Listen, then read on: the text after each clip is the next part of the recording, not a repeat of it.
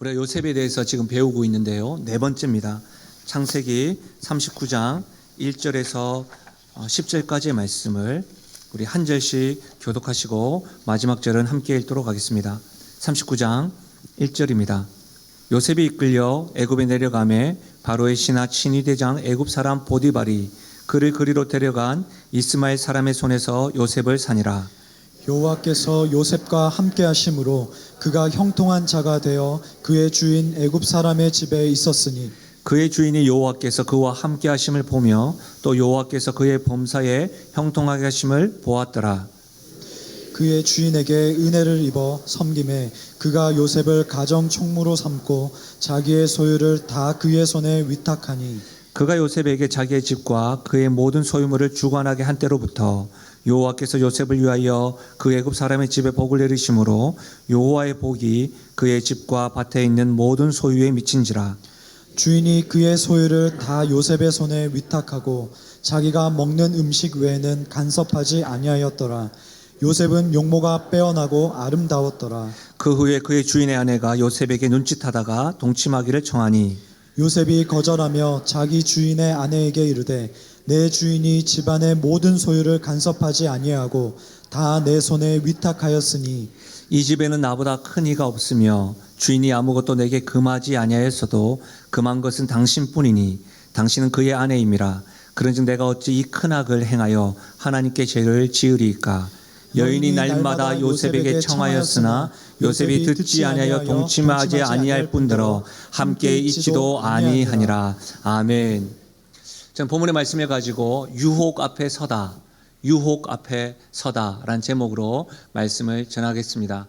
강의 설교자인 찰스 스윈들 목사님의 저서에 보면 순전한 사람 요셉, 그 책에 이런 글이 있습니다. 예수님을 포함하여 지구상에 살았던 모든 사람들 중에 유혹에 직면하지 않은 사람은 단 한 사람도 없다. 그리고 예수님을 제외하고는 이 세상 어떤 사람도 한 번 아니면 여러 번 유혹에 굴복하고 그 결과로 인해 고통받지 않는 사람은 한 사람도 없다. 유혹이란 타락한 이 세상에서 피할 수 없는 부분이다. 우리가 유혹을 받지 않을 수 있는 길이란 사실상 없다. 이 글에서 주목해야 될 부분은 뭐냐면 유혹은 누구나 받는다는 겁니다. 지금도 받을 수 있고 앞으로도 받는다는 겁니다. 유혹은 계속해서 피할 수 있는 길이 없다는 겁니다. 오늘 말씀 중에 보면 유혹 중에 서 있는 요셉을 보게 됩니다. 특별히 성적 유혹 앞에 서 있습니다. 우리가 잘 알고 있는 사사 삼손은 드릴라로 인하여 이 성적 유혹에 넘어졌던 사람입니다. 사사뿐만 아니죠. 하나님의 마음에 합한 사람이라고 불렸던, 또 성군이라고 불렸던 다윗 역시도 이 부분에 넘어졌습니다. 그러나 요셉은 이 부분만큼은 넘어지지 않았습니다. 우리는 오늘 말씀을 통해서 그 이유를 살펴보고 우리가 도전받고 평생을 유혹 앞에서 떠날 수 없고 받을 수밖에 없는 우리 인생 가운데 우리가 성경을 통하여 그 비결을 배울 수 있는 시간 되기를 주의 이름으로 부탁드립니다. 그런데요, 본문의 말씀은 요셉에 대해서 가장 잘 알려져 있는 말씀이죠. 보디발의 아내가 유혹했다. 그 장면입니다. 반응한 것을 우리가 살펴볼 것입니다. 그러나 오늘 우리가 유혹을 피하기 위한 비결을 살펴보기 이전에 실제로 우리가 읽었던 이 본문 말씀에 있어서 가장 강조되고 반복되는 부분은 유혹이 아닙니다. 여호와께서 함께 하심입니다. 2절과 3절과 4절에 요셉의 인생에서 가장 반복되고 강조되는 단어가 있다고 한다면 여호와께서 함께 하심입니다. 제가 말씀을 살펴보고 하나님께서 함께 하시는 사람의 특징을 정리해 봤는데 한 5가지로 정리할 수가 있습니다. 한번 보실까요? 하나님께서 함께 하시는 사람은요, 형통한 자가 됩니다. 그리고 하나님께서 함께 하시는 사람은요, 주변 사람이 저 사람 하나님께서 함께 하시네? 알게 됩니다. 또한 주변 사람이요, 하나님께서 함께 하실 뿐만 아니라 저 사람이 하는 일들마다 형통함이 있구나라는 것을 알게 되고 보게 됩니다. 그뿐만 아닙니다. 하나님께서 함께하는 사람은요, 책임을 져야 할 일이 많아지지만 영향력이 넓어지는 자리에 서게 되는 것을 볼 수가 있습니다. 무엇보다도요, 하나님께서는 함께 하시는 그 한 사람을 통하여 주변 사람에게 복을 더하신다는 사실이에요. 사랑하는 여러분, 저는 이와 같은 하나님께서 함께 하시는 사람의 특징들과 축복들이 여러분들에게, 여러분들의 삶 가운데 세밀하게 넘쳐나시기를 주의 이름으로 축복합니다. 저는 굉장히 놀랐습니다. 뭐가 놀랍죠? 하나님과 전혀 상관없는 사람들이요, 다른 신을 섬기고 있는 사람이요, 넌 크리스찬이라고 말하는 사람들이 요셉을 보고 하나님께서 함께 하시네, 저 사람의 형통함은 하나님께서 복을 주신 거야 라고 입으로 표현하고 눈으로 보았다는 거예요. 요셉이 지금 나는 하나님을 믿는 사람입니다, 저는 목사입니다, 저는 어느 교회 장로요 집사입니다, 권사입니다 라고 말하지 않았습니다. 그럼에도 불구하고 주변인들이 그를 신뢰하고 그의 삶에 감동하면서 그에게 더 많은 일을 맡겼다는 거예요. 여러분, 이와 같은 측면에서 살펴보면 우리에게 질문을 한 가지 해봐야 됩니다. 직장 내에서 예수 믿지 않는 사람이나 예수 믿는 사람들이 나를 바라볼 때에 하나님께서 함께하는 사람으로 볼 것인가, 보고 있을까 물어봐야 합니다. 정말 가깝게 지내고 있는 가족들이나 친지들이 또 친구들에게 여러분은 너는 하나님께서 함께하는 사람 같아 라고 들은 적이 있으십니까? 심지어 우리 영신 공동체 안에서 전도에서 목장에서 보여지는 선배님들, 같이 신앙생활하는 우리들 안에서 말입니다, 그런 말 들어본 적 있으세요? 저는 몇 번 여러분에게 말씀드린 적이 있는데, 목사 이전에 저는 우리 아이들에게 존경받는 아빠가 되고 싶다는 것이 저의 작은 소망입니다. 우리 아이들이 저를 바라볼 때 아빠는 목사야 라고 하는 말보다 아빠, 하나님께서 함께 하시는 사람 같아, 어떤 일에 대해서 좀 부족함은 있지만 하나님 앞에서 애쓰는 것 같아 라는 그런 소리를 듣고 싶은 것이 저의 작은 소망이기도 합니다. 사랑하는 여러분, 하나님께서 함께 하시는 사람은요, 주변 사람이 압니다. 딱 보면 알아요. 또 그들이 하나님으로 인하여 우리가 축복을 받고 형통함을 누린다는 것들도 보여지게 된다는 사실입니다. 보디발은 바로의 경호 업무, 좀 특수성 때문에 늘 집을 비워야만 했습니다. 그랬던 보디발은 집을 비우게 되니까 어떻게 해요? 전적으로 신뢰하는 한 사람이 필요했던 것이죠. 가정을 다스릴 사람, 그 사람이 바로 노예인 요셉이었습니다. 여러분, 요셉을 가정총무로 삼고요, 자기의 집과 모든 소유물을 주관하게 하였습니다. 모든 것을 다 요셉의 손에 위탁하였습니다. 자기가 먹는 음식을 제외하고 말입니다. 보디가 되다 보니까 음식만큼은 내가 알아서 할게 라고 했는지 모르겠습니다. 여기서 주목해야 되는 건 이거예요. 하나님께서 함께 하신다고 해서 반드시 지금의 신분이 더 높은 관직이나 신분 상승이 아니라는 겁니다. 여러분, 명심하셔야 됩니다. 우리가 하나님의 축복을 받는다, 하나님께서 우리에게 형통하게 하신다라고 하면 말씀은 그렇지 않은데 우리는 이렇게 이해하고 싶은 거죠.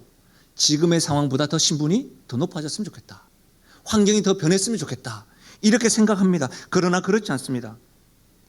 하나님께서 범사에 형통함을 준다는 것을 우리는 그렇게 생각을 하지만 그렇지 않다는 겁니다. 그런 상황 가운데 참으로 우리의 신앙이 어떤 것인지, 하나님에 대한 신뢰도를 점검할 수가 있습니다. 우리는 그렇게 바라지만 하나님께서 이 다른 형통함을 보여줄 때에 그때도 하나님은 나의 하나님이십니다 라고 하는 참된 신앙을 발견하게 되고 우리가 하나님을 신뢰할 수 있게 되는 것이죠. 사랑하는 여러분, 하나님은 나보다 나를 더 잘하시는 분임을 믿으시길 바랍니다. 그래서 가장 정확하고 내가 있어야 될 가장 정확한 위치에 하나님이 우리를 있게 하신다는 사실을 확신할 수 있기를 주의 이름으로 부탁드립니다. 요셉은요, 노예 신분 그대로였습니다. 그가 하는 일과 주인의 신뢰 등으로 그의 영향력은 커져가고 있었습니다. 그럼에도 불구하고 그는 변함없이 신분의 상승은 없었습니다. 이것이 그의 삶 가운데 임하시고 행하신 하나님의 형통하심의 하나라는 것을 여러분 명심할 수 있길 바랍니다. 이뿐만 아니죠. 5절 말씀을 우리 다시 한번 더 읽어볼까요? 5절 말씀 함께 읽겠습니다. 시작. 그가 요셉에게 자기의 집과 그의 모든 소유물을 주관하게 한 때로부터 여호와께서 요셉을 위하여 그 애굽 사람의 집에 복을 내리심으로 여호와의 복이 그의 집과 밭에 있는 모든 소유에 미친지라. 여러분, 여호와께서 요셉 때문에 애굽의 집에 복을 내렸다는 거예요. 근데 여러분, 우리가 읽지는 않지만 사절 말씀에 보면 보디발이 요셉의 손에, 다 그의 손에 위탁하니라고 되어져 있어요. 이것을 원어적으로 번역을 하면 보디발은 자신에게 있는 온 모든 것을 요셉에게 권한을 두었다. 앞으로 올 것, 자기가 가지고 있는 것뿐만 아니라 앞으로 올 것도 다 요셉에게 두었다는 거예요. 여러분, 요셉이 가정총무가 된 이후에 점점 더 형편이 좋아졌습니다. 왜 그렇습니까? 하나님께서 요셉을 위하여 그 집안에 복을 더했기 때문입니다. 이 사실 누가 알았다는 거예요? 보디발을 한 거예요. 그래서 다 위탁한 거예요. 놀랍지 않습니까? 하나님께서 함께 하시는 사람은요, 이렇게 축복의 통로요, 형통의 통로가 된다는 사실입니다. 사실 여러분, 교회만 따지고 보면, 가정과 교회와 직장에서도 이런 일들이 있는데요, 교회만 따지고 보면 우리 쉽게 잘 알 수가 있습니다. 어떤 사람이 오신 이후부터 그 모임이 달라집니다. 전도회가 그럴 수 있고요, 목장 모임이 그럴 수가 있고요, 찬양팀이 달라지기도 합니다. 성가대가 달라지기도 합니다. 교육부서가 달라지기도 합니다. 여러분, 물론 모든 것은 하나님께서 하신 일입니다. 그러나 하나님께서는 함께 하신 한 사람을 통해서 형통한 사람 때문에 일의 전환점을 가져오게 하십니다. 사랑하는 여러분, 하나님께서의 허락하시는 형통함은 영적인 면만을 주시는 것이 아니라 환경적 영역도 포함된다는 사실입니다. 사랑하는 여러분, 하나님께서 여러분을 위하여서 여러분 주변 사람들에게 하나님께서 복을 더하여 주신다는 것을 여러분 확신하십니까? 여러분의 직장에서 여러분 이런 마음이 있으십니까? 우리 직장이 잘 되는 이유는 하나님께서 나로 인하여 하나님께 형통하게 하시는 것이다. 내 가정이 다 아직까지 하나님을 알지 못하지만, 하나님을 알아가는 것에 대해서 미숙하지만, 하나님이 나로 인하여 우리의 배우자뿐만 아니라 내 자녀들을 하나님께서 인내하시고 복을 주시는구나. 여러분, 이와 같은 확신 있으십니까? 저는 여러분이 하나님의 자녀요, 하나님의 성도요, 하나님의 사람이라고 하는 확신을 가지고 있다고 한다면, 하나님께서 나를 인하여 형통케 하시는 것이구나, 이런 확신을 가질 수 있기를 주의 이름 부탁드립니다. 어떤 이들은 하나님의 자녀임에도 불구하고 이와 같은 확신이 없고 더 죄를 향하여 달려가는 모습을 보이게 됩니다. 하나님이 아니라요. 그런 사람은 하나님의 사람이라 할지라도 여러분, 형통의 통로가 아닙니다. 복의 통로가 아닙니다. 저주를 흘려보내는 통로 역할을 하는 이들이 간간히 보입니다. 그런 모습이 보일 때마다, 그런 유혹이 있을 때마다 여러분 사양할 수 있는 용기도 있기를 바랍니다. 저는 앞서 말씀드렸던 것처럼 하나님께서 함께 하시는 이와 같은 5가지의 특징이 사랑하는 우리 교회 성도들의 가운데 넘쳐났으면 좋겠습니다. 여러분, 그런데요, 이와 같은 복을 누리는 가정 가운데 요셉이 지금 유혹 앞에 서 있습니다. 그 유혹의 이름은 보디발의 아내요, 요셉에게 눈짓을 하며 동침하기를 청하고 있습니다.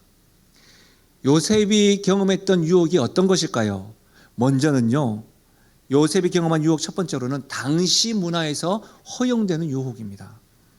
여러분, 요셉이 살던 당시의 애굽 여인들의 생활은 상당히 자유분방했습니다.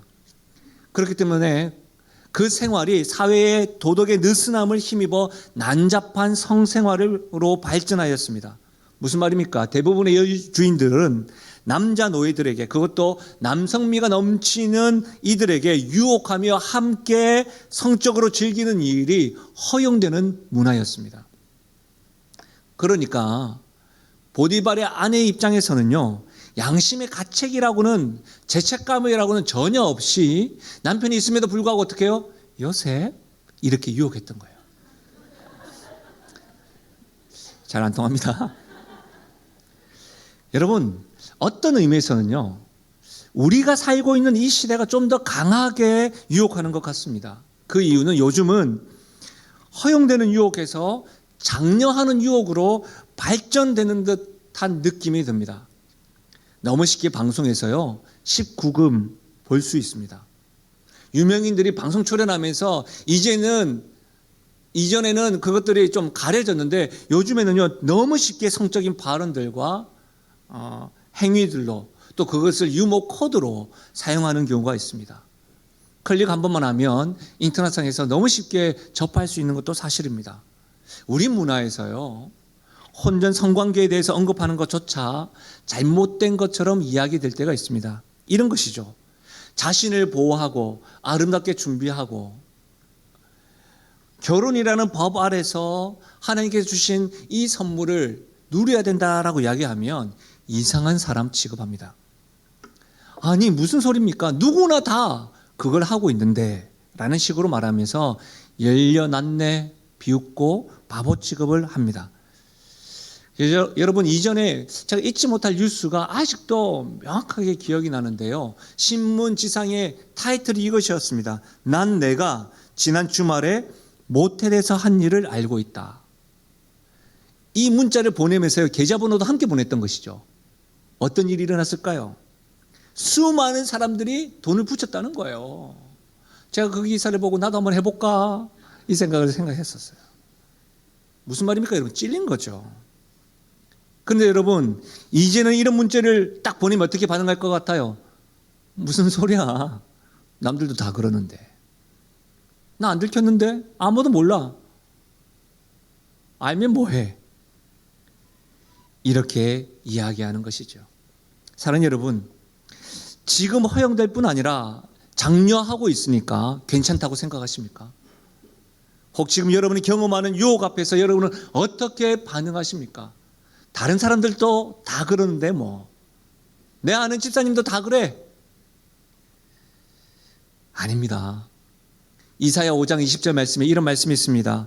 악을 선하다 하며 선을 악하다 하며 흑암으로 광명을 삼으며 광명으로 흑암을 삼으며 쓴 것으로 단 것을 삼으며 단 것으로 쓴 것을 삼는 자들은 화 있을진저.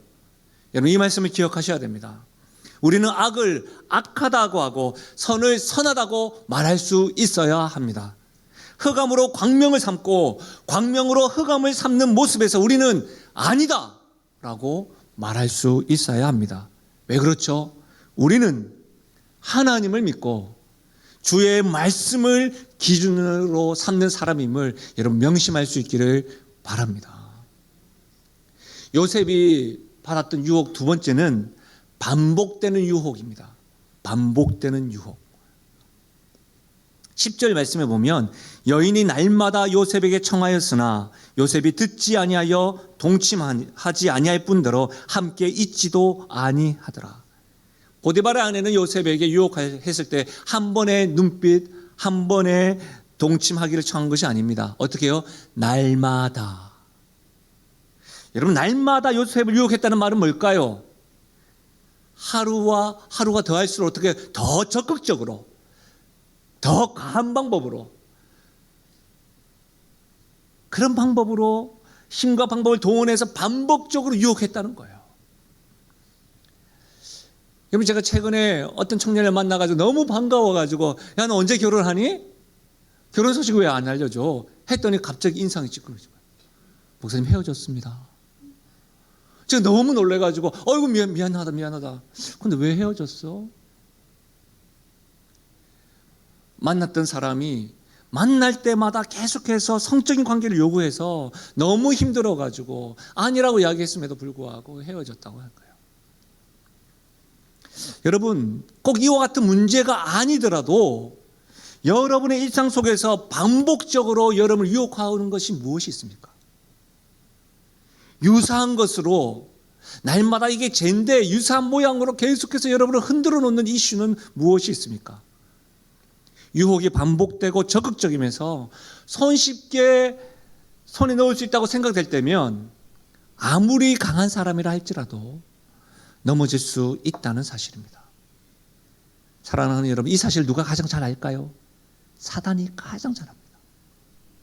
그래서 우리에게 계속해서 반복적으로 유사한 것으로 유혹하는 것이지요. 여러분 지금 어떤 유혹 앞에 서 있으십니까? 요셉이 경험한 세 번째 유혹은 지금보다 더 안정된 삶을 약속하는 유혹입니다. 요셉을 유혹했던 사람은 보디발의 아내입니다. 보디발은 애굽 왕 바로의 친위 대장입니다. 바로의 가장 측근에 있던 보디발의 아내가 지금 요셉을 유혹하고 있는 것이죠. 또한 요셉이 주인으로 섬기는 이의 아내입니다. 만약 그 아내의 청을 들어주면 어떻게 되었을까요? 행간상에 말씀은 정확하게 기록되어져 있지 않지만 우리는 그 부분을 충분히 본문 안에서 상상할 수도 있고 생각할 수도 있는 것이죠. 지금 누리고 있는 그 생활보다 더 안정된 생활을 약속하지 않았을까요? 어쩌면 요셉가 지금 노예의 신분을 겪고 있는데 요셉 하면서 자유인의 몸으로 약속한 것은 아니었을까요? 그것도 아니라고 한다면 가정총무로서 다른 노예들이 많이 있지만 내가 당신의 자리를 약속할게. 당신이 그 일을 계속해서 하게 해줄게. 그렇게 약속한 것은 아닐까요? 많은 신학자들이 이때 요셉의 나이를 25세에서 27세로 보고 있습니다. 17세의 형들로 인하여 구덩이 시스턴의 고통을 경험하고 노예로 팔려왔습니다. 그러면 적어도 그 신학자들의 말이 맞다고 한다면 최소 10년에 가까운 세월 동안에 요셉은 어떻게 살았습니까? 노예 생활로 살았던 거예요. 안정된 삶에 대한 약속은 10년 동안의 노예 생활에 대해서 얼마나 큰 유혹으로 다가왔을까요? 또한 장성한 청년으로 외로움이 분명했을 겁니다. 외로울 때 한 번의 유혹을 허락하는 것이라고 판단할 수도 있었습니다. 저는 여러분 요셉을 묵상하고 생각할 때마다 사랑하는 청년들이 생각납니다. 일 때문에 지방에서 올라와서 이제는 이곳에서 정착하고 있으면서도 홀로 보내고 있는 청년들, 참 열심히 일하고 심지어 하나님을 섬기고 있으면서도 때때로 몰려드는 외로움에 사로잡혀 있을 청년들, 아플 때, 심신이 지쳐 있을 때에, 더욱더 곁에 아무도 없다고 생각될 때에 다가오는 불안감과 외로움이라는 그 손님 때문에 힘들어하는 청년들, 얼마나 힘들까요? 그들에게 반복적으로 이와 같이 지금보다 더 안정된 삶에 대한 유혹은 가히 작다고 말할 수 없는 것이죠. 청년들 뿐인가요? 열심으로 회사와 가정을 위해서 출장으로 이곳을 저곳을 장기간 다니시는 우리 분들, 이번 한 번만 눈 감으면 단번에 회복될 것 같다는 생각을 제시하는 그와 같은 유혹의 손길 가운데 뿌리친다는 것이 결코 쉽지는 않을 겁니다. 사랑하는 여러분, 외로움과 지금보다 더 나은 안정된 삶, 적극적으로 반복적인 유혹, 이런 유혹들은 어느 특별한 사람에게만 주어지는 유혹이 아니라 인생이라는 이름으로 살아가는 우리 모두에게 허락되어지고 받아들여지고 계속되어지는 유혹이라는 사실을 여러분 명심하셔야 됩니다. 그렇다면 오늘 말씀을 통해서 요셉이 승리하고 이겼던 비결, 저는 세 가지를 통해서 살펴보려고 합니다. 첫 번째는 이겁니다. 요셉은 자신이 해야 할 일과 하지 말아야 할 기준을 가지고 있습니다. 요셉은 자신이 해야 될 일과 하지 말아야 될 일. 여러분 39장 8절에서 9절인데요. 우리 함께 이 말씀을 같이 읽어보도록 하겠습니다. 함께 읽겠습니다. 시작. 요셉이 거절하며 자기 주인의 아내에게 이르되 내 주인이 집안의 모든 소유를 간섭하지 아니하고 다 내 손에 위탁하였으니 이 집에는 나보다 큰 이가 없으며 주인이 아무것도 내게 금하지 아니하였어도 금한 것은 당신뿐이니 당신은 그의 아내임이라. 그런즉 내가 어찌 이 큰 악을 행하여 하나님께 죄를 지으리이까.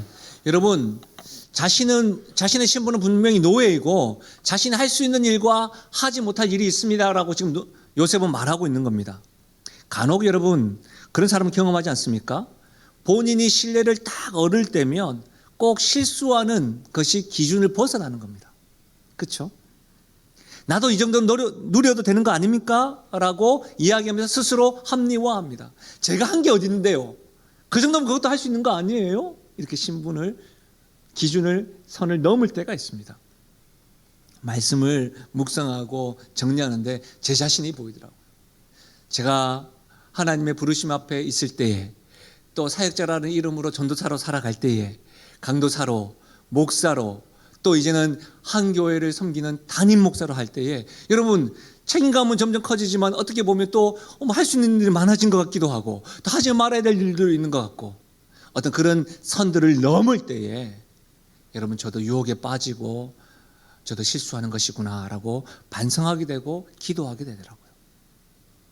사랑하는 여러분, 어떠세요? 우리는 내가 해야 될 일과 하지 말아야 될 기준을 세워야 됩니다. 근데 이 기준을 세울 때는 뭐예요? 지혜가 필요합니다. 이것은 지식이 아닙니다. 지혜가 필요합니다. 어떻게 해야 될지 모를 때면 어떻게 해야 됩니까? 물어봐야 합니다. 실제로 어제 저녁에 말씀을 준비하고 있는 가운데 제가 말씀드렸던 우리 오늘 부목사의 그런 부분에 대해서 제가 기준을 세워야 되는데, 제 상식적으로는 이렇게 해야 되는데 이것이 맞나? 라고 해서 여러분 이렇게 질병 관리하는 부분에 대해서 또 보완하는 부분의 전문가들에게 제가 전화도 하고 물어보았습니다. 제 생각은 이런데 어떻게 해야 됩니까? 또 주변에서 저에게 카톡도 주고, 심지어는요 제가 예배 드리기 전에도 다른 여러 목사님들이 우리 이런 일이 있는데 이거 어떻게 해야 됩니까? 저에게도 물어보는 거예요. 저도 아직 잘 모르겠는데. 그래서 저는 어떻게 합니까? 또 전문가에게 또 물어봤던 것이죠. 물어보고 결정하게 된 거예요. 사랑하는 여러분, 물어보면 됩니다. 잠언서 13장 20절에 이렇게 말씀있어요. 지혜로운 자와 동행하면 지혜를 얻고 미련한 자와 사귀면 해를 받느니라. 여러분, 모를 때는 물어보면 됩니다. 지혜로운 분에게 여쭤보면 됩니다. 그러면 우리가 해야 될 일과 하지 말아야 될 기준을 갖게 되는 것이죠. 뿐만 아니라 너무너무 놀라운 것은 우리에게 지혜로운 자일 뿐만 아니라 우리에게는 하나님이 계신데요. 야고보서 1장 5절 보십시오. 너희 중에 누구든지 지혜가 부족하거든 모든 사람에게 후히 주시고 꾸짖지 아니하시는 하나님께 구하라. 그리하면 주시리라. 모르십니까? 잘 혼란스러우십니까? 그럴 때마다 잠시 지혜로우신 분, 후히 주시고 꾸짖지 아니하시는 우리 하나님께 기도하고 잠잠히 물어볼 수 있는 믿음의 성도 되시길 바랍니다. 두 번째로 요셉이 유혹 앞에서 이길 수 있었던 비결은 유혹의 장소를 피하였습니다. 무슨 말입니까, 여러분? 듣지 않았습니다. 그리고 동침하지 않았습니다. 함께 있지도 않았습니다. 한마디로 요셉은 믿음의 고백으로 나는 하나님 앞에 그럴 수 없습니다라고 말하면서 딱 거절했습니다. 그리고 그 자리에 계속 있지 않았습니다. 어떤 사람들은 믿음이 있다고 이야기해놓고 나는 절대 넘어지지 않아, 내가 누군데 하고 유혹의 장소에서 계속 머무시는 분이 있습니다. 여러분 그거 아세요? 아무리 깨끗하다 할지라도 우리가 지금 경험하는 것처럼 바이러스는 우리 몸에 묻어요. 그럴 때 어떻게 됩니까? 피해야 돼요. 디모데후서 2장 22절에 너는 청년의 정욕을 피하고 주를 깨끗한 마음으로 부르는 자들과 함께 의와 믿음과 사랑과 화평을 따르라. 따라야 될 것이 있고 피해야 될 것이 있다는 것이죠. 피해야 합니다. 여러분 대결에서 이길 상황이 아니면 피하십시오. 도망하십시오. 그것은 비겁한 일이 아닙니다. 요셉은 여러분 옷도 잊어버렸습니다. 그러나 옷은 잃어버릴 수 있고 다시 살 수 있지만 순결은 다시 살 수가 없습니다.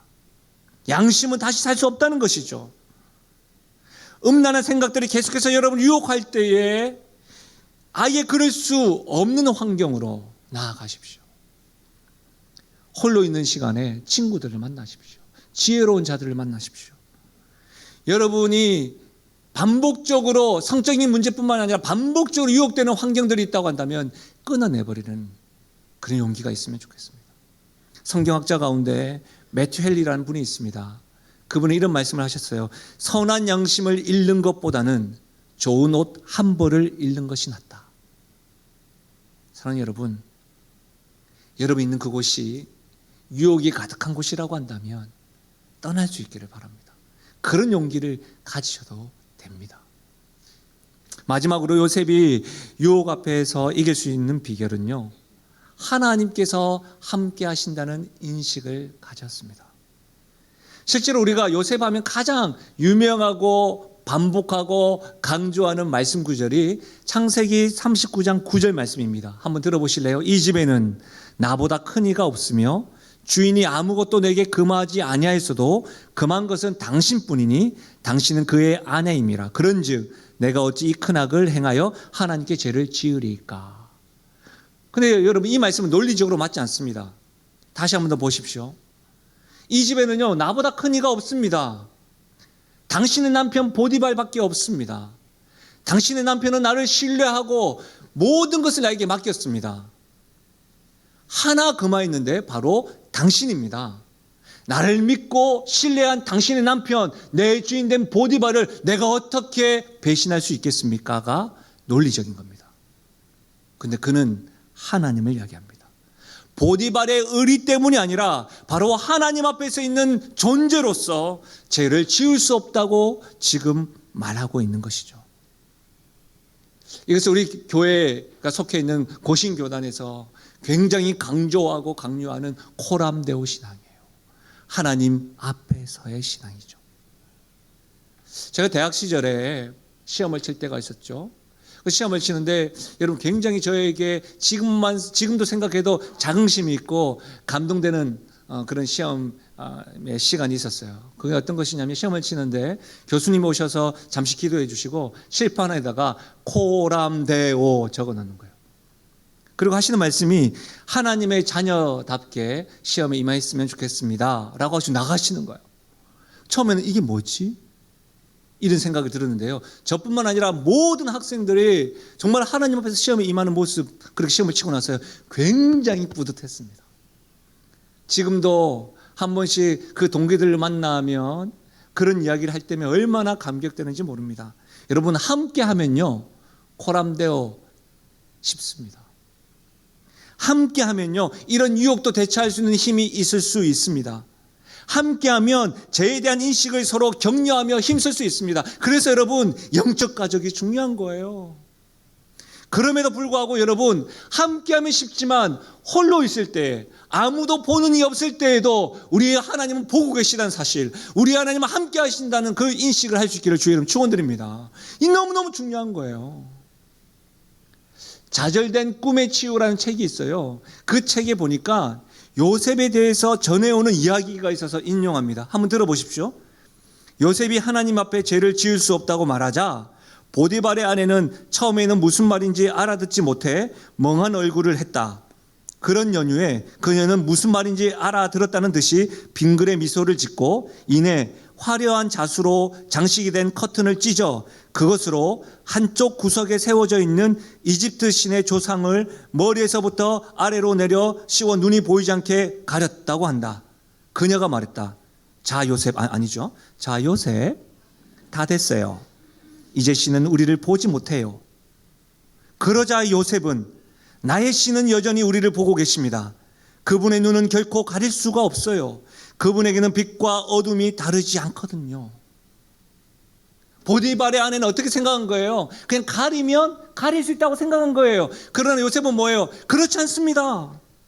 우리는 아무도 보는 이 없고 스스로 주변을 살펴보면서 안심할 수 있다고 생각되기에 어두운 곳에서, 인적 드문 곳에서 그렇게 유혹에 빠져듭니다.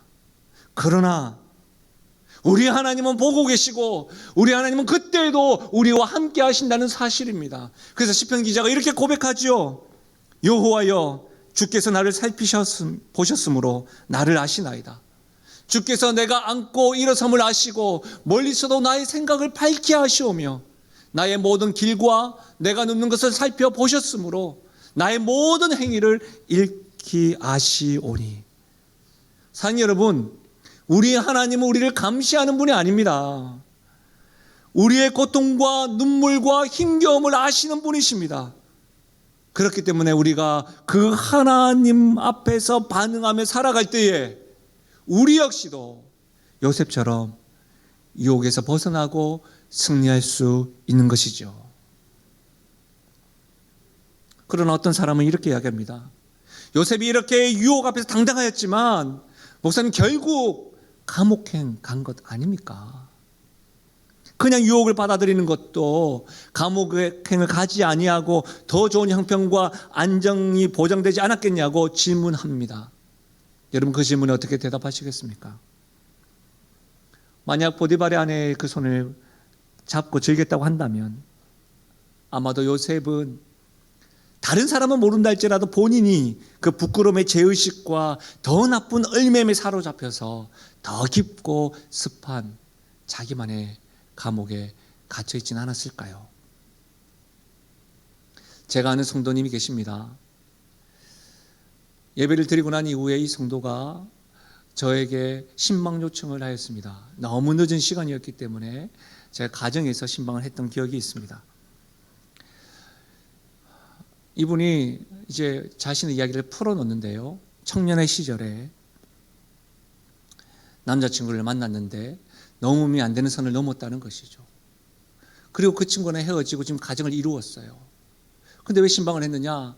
하나님 앞에 예배하고 찬양할 때마다 자신이 실수한 것, 자신이 잘 알지 못하고 유혹에 넘어진 것, 그것 때문에 인해서 계속 괴롭다는 거예요. 찬양할 때마다 하나님 앞에 더 가까이 가려고 애쓸 때마다 그런 생각들에 대해서 너무너무 힘겹다는 거예요. 그 제 앞에서 그 어른된 분이 계속 울기 시작했습니다. 같이 울었죠. 너무 안타까워서 그럽니다. 그래서 물었습니다. 지금 어떻게 사십니까? 하나님 앞에서 더 반듯하게 살려고 지금 애쓰고 있는데 이것에서 벗어나지 못하고 있습니다. 어떻게 해야 됩니까? 제 잘못이 큽니다라고 가슴을 치는 거예요.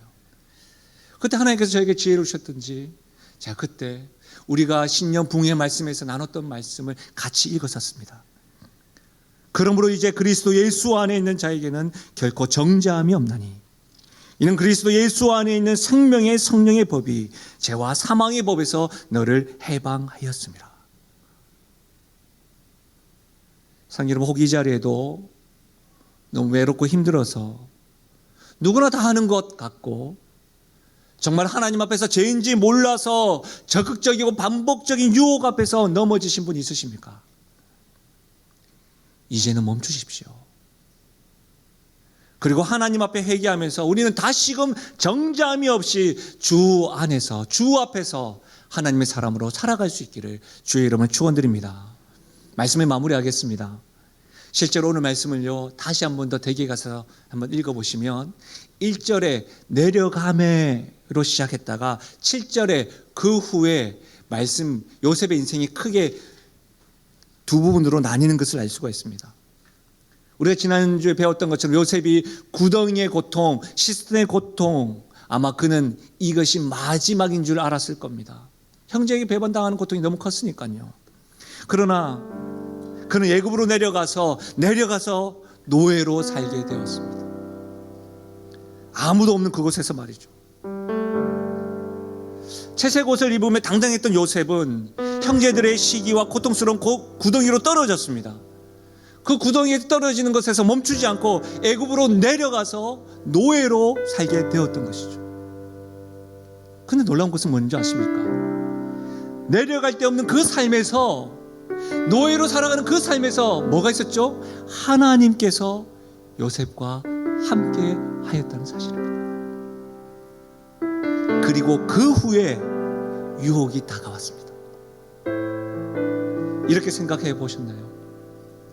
요셉이 만약 말입니다, 노예 생활을 하면서 하나님께서 함께 하신 그 경험을 하지 않았다고 한다면, 그 하나님이 함께 하시지 않는 그 삶 가운데 유혹을 맞이했다고 한다면 어떻게 됐을까요? 유혹 앞에 서서 맞설 힘과 하나님에 대한 의식이 그에는 남아 있었을까요? 장담할 수 없죠. 우리 모두는 유혹 앞에 서 있습니다. 유혹을 피하거나 받아들이지 않을 길은 아무 데도 없습니다. 내려가는 가운데서도 하나님께서 함께 하신다고 한다면 그 유혹 앞에 서서 우리 승리할 수가 있는 것이죠. 그러나 내려감에도 불구하고 하나님이 함께하지 않고 그 후에 유혹이 다가온다면 우리의 삶은 너무나도 비참할 것입니다. 유혹 앞에 서서 우리가 붙잡아야 될 건 뭐죠? 하나님께서 함께 하십니다. 구덩이에서도 노예 생활에서도 그 내려가서도 함께 하셨던 그 하나님께서 여러분의 내려가는 삶 가운데도 함께 하심을 믿으시고 그 함께 하시는 하나님으로 인하여 유혹 앞에서 당당히 서서 승리하며 나가는 우리 모두가 될 수 있기를 주의 이름으로 간절히 축원드립니다. 우리 말씀을 생각하시면서 기도하는 마음으로 우리 이 찬양을 주 앞에 올려드리며 나갈까요?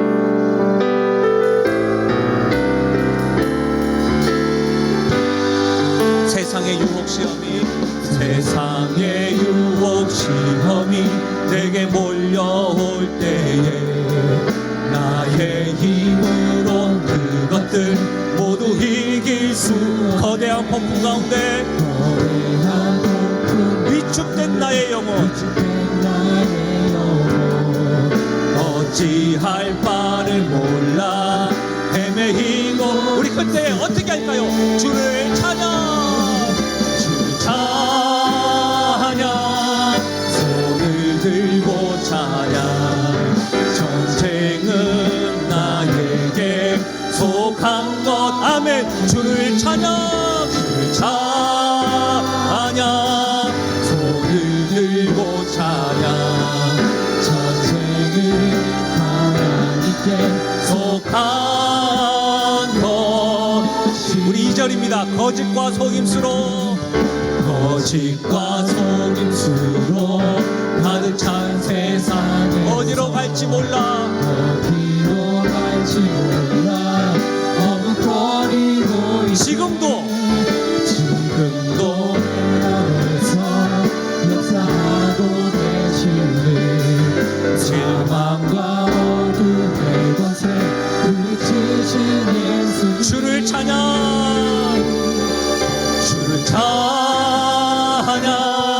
손을 들고 찬양 전쟁은 나에게 속한 것 아니니 주를 찬양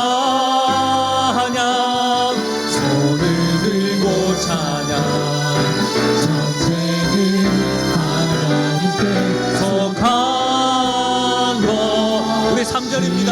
주위를 돌아보면 아무도 없는 듯 믿음의 눈을 들면 우리와 함께 하시는 분 계시네 아멘 지금도 내 안에서 역사하고 계시는 사망과 어둠의 권세 물리치신 우리 그 주님을 찬양하며 나가실까요? 주를 찬양 손을 들고 찬양 전쟁은 나에게 속한 거다 아멘 주를 찬양 손을 들고 찬양 전쟁은 하나님께 속한 거 아멘 내가 매일 십자가 앞에 십자가 앞에 더 가까이 가오니 구세주의 흘린 보배 비로소 나를 우리 마지막으로 주 앞에 고백하며 나가십시다. 내가 매일 십자가 앞에 내가 매일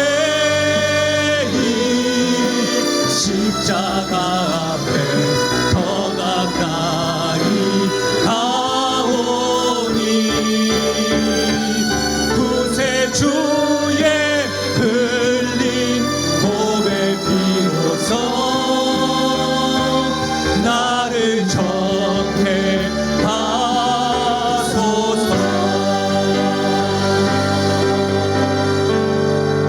사랑하는 여러분, 우리 모두가 다 유혹 앞에 서 있습니다. 그러나 우리 모두가 또 하나님 앞에 서 있습니다.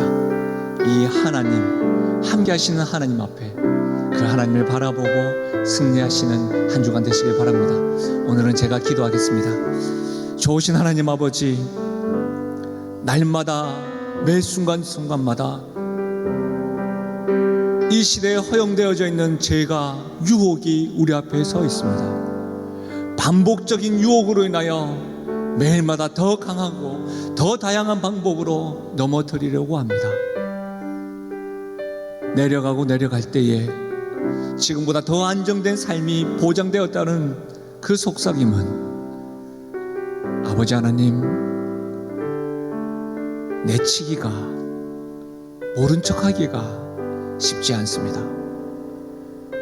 그래서 어떤 이들은 유혹인 줄 알고 있음에도, 하나님이 기뻐하지 않는 길인 줄 알고 있으면서도 넘어지고 꼭 붙잡고 있는 주의 백성들이 있습니다.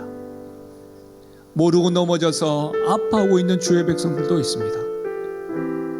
중심을 아시는 주님께서 구원해 주시고 긍휼을 베풀어 주시고 내려가고 내려갈 때도 함께 하셨던 그 하나님께서 다시금 기회를 주셔서 주님을 바라볼 수 있는 용기가 있게 하여 주시고 회개할 수 있는 입술 더하여 주시고 유혹 앞에 서서 하나님 앞에 서 있는 우리의 모습으로 주님께 영광 돌려드리는 사랑하는 성도들, 사랑하는 가정들, 사랑하는 우리 하나님의 백성들 되어줄 수 있도록 은혜에 더하여 주옵소서. 한 주간도 우리와 동행하신 하나님, 그 하나님과 동행하는 인생으로 승리하며 살아갈 수 있도록 역사하여 주옵소서.